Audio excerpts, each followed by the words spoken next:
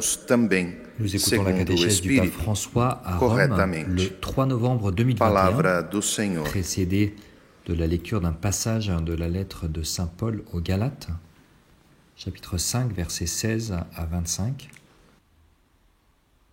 Frères, je vous le dis, marchez sous la conduite de l'Esprit Saint, et vous ne risquerez pas de satisfaire les convoitises de la chair.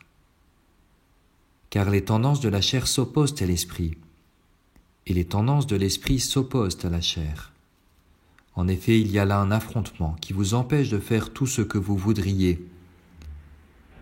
Puisque l'Esprit nous fait vivre, marchons sous la conduite de l'Esprit. La parole du pape maintenant. Cari fratelli e sorelle, buongiorno. Chers frères et sœurs, bonjour.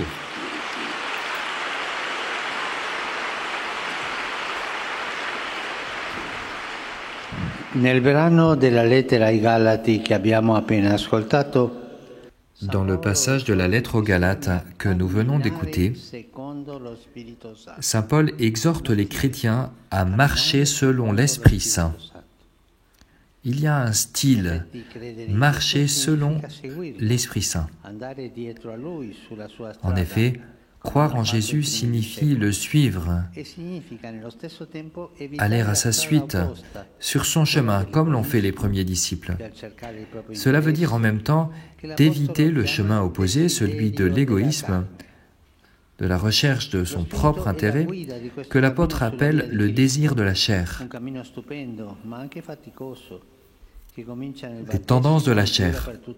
L'esprit est le guide de cette marche sur le chemin du Christ, un cheminement merveilleux mais aussi fatigant qui commence au baptême et dure toute la vie. Pensons à une longue randonnée en haute montagne, fascinante, avec un objectif qui nous attire, mais qui requiert beaucoup d'efforts et de ténacité. Cette image peut nous être utile pour entrer dans le mérite des paroles de l'apôtre. Marcher selon l'Esprit, se laisser guider par lui, ce sont des expressions qui indiquent une action, un mouvement, un dynamisme qui empêche de s'arrêter aux premières difficultés et qui pousse au contraire à faire confiance à la force qui vient d'en haut. Quand il suit ce chemin, le chrétien acquiert une vision positive de la vie. Cela ne veut pas dire que le mal présent dans le monde a disparu, ni que les impulsions négatives de l'égoïsme et de l'orgueil aient disparu. Cela veut plutôt dire que croire en Dieu, c'est toujours plus fort que nos résistances et plus grand que nos péchés. Et voilà ce qui est important. De croire que Dieu est plus grand, toujours, plus grand que nos résistances, plus grand que nos péchés. Alors qu'il exhorte les Galates à suivre cette voie, l'apôtre se met à leur niveau. Il abandonne le verbe à l'impératif « marcher » et il utilise le « nous » à l'indicatif. Marchons selon l'Esprit. Comme pour dire « marchons sur la même ligne et laissons-nous guider par l'Esprit Saint ». C'est une exhortation, un mode exhortatif. Cette exhortation, saint Paul la ressent également comme nécessaire pour lui-même. Tout en sachant que le Christ vit en lui, il est également convaincu qu'il n'a pas encore atteint le but, le sommet de la montagne.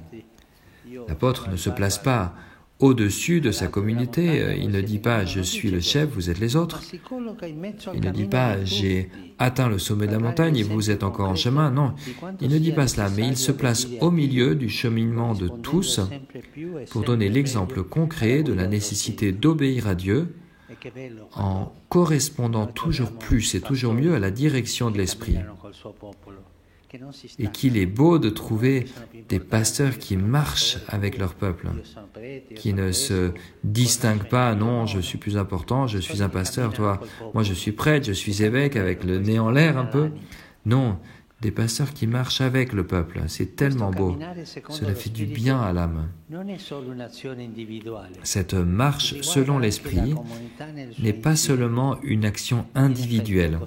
Elle concerne aussi la communauté dans son ensemble.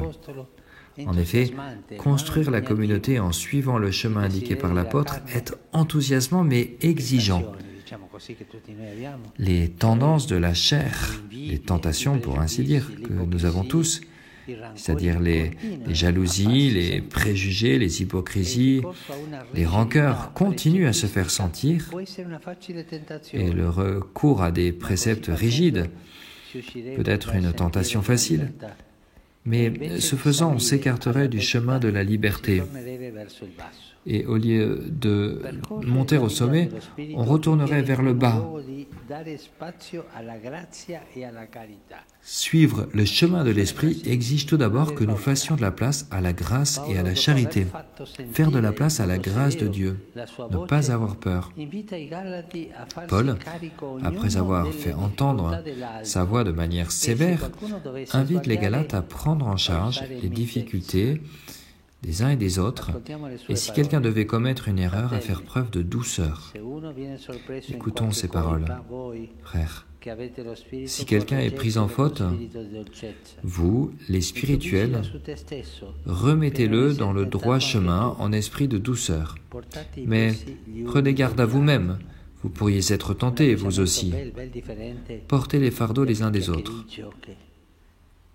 C'est une attitude très différente de celle qui consiste à jaser quand on voit quelque chose. Contre cela, cancaner contre son prochain. Non, cela n'est pas selon l'Esprit. Être selon l'Esprit, c'est d'avoir cette douceur avec notre frère pour le corriger et veiller sur nous-mêmes pour ne pas tomber nous-mêmes dans ses péchés. C'est-à-dire, c'est l'humilité. En effet, quand nous sommes tentés de mal juger les autres, comme souvent c'est le cas, nous devons d'abord réfléchir à notre propre fragilité. Comme il est facile de critiquer les autres, mais il y a des personnes qui semblent avoir un diplôme en commérage, en critique. Tous les jours, ils critiquent les autres. Et regarde-toi toi-même. Il est bon de se demander ce qui nous pousse à corriger un frère ou une sœur, et si nous ne sommes pas, en quelque sorte, co-responsables de son erreur. L'Esprit Saint, en plus de nous faire le don de la douceur, nous invite à la solidarité, à porter les fardeaux les uns des autres. Combien de fardeaux existent dans la vie d'une personne? La maladie, le manque de travail, la solitude, la douleur, et combien d'autres épreuves qui nécessitent la proximité, l'amour de nos frères et sœurs. Nous pouvons être aidés par ces paroles de saint Augustin quand il commente ce même passage. Ainsi donc, frères, si quelqu'un est pris en défaut, corrigez-le de cette manière, avec douceur. Avec douceur. Et s'il vous arrive d'élever la voix, aimez intérieurement. Que ce soit que tu encourages, que tu te montres paternel, que tu reprennes, que tu sois sévère, aime. Aime toujours. La règle suprême de la correction fraternelle, c'est l'amour. Vouloir le bien de nos frères et sœurs. Et il s'agit aussi de tolérer les problèmes des autres, les défauts des autres, en silence dans la prière pour ensuite trouver la méthode adéquate pour l'aider à se corriger. Et ce n'est pas facile. Le moyen plus simple, ce serait le bavardage, colporter des ragots sur l'autre personne, comme si moi j'étais parfait. Mais on ne devrait pas faire comme cela. Douceur, patience, prière, proximité. Marchons joyeusement et patiemment sur ce chemin en nous laissant guider par l'Esprit Saint. Merci.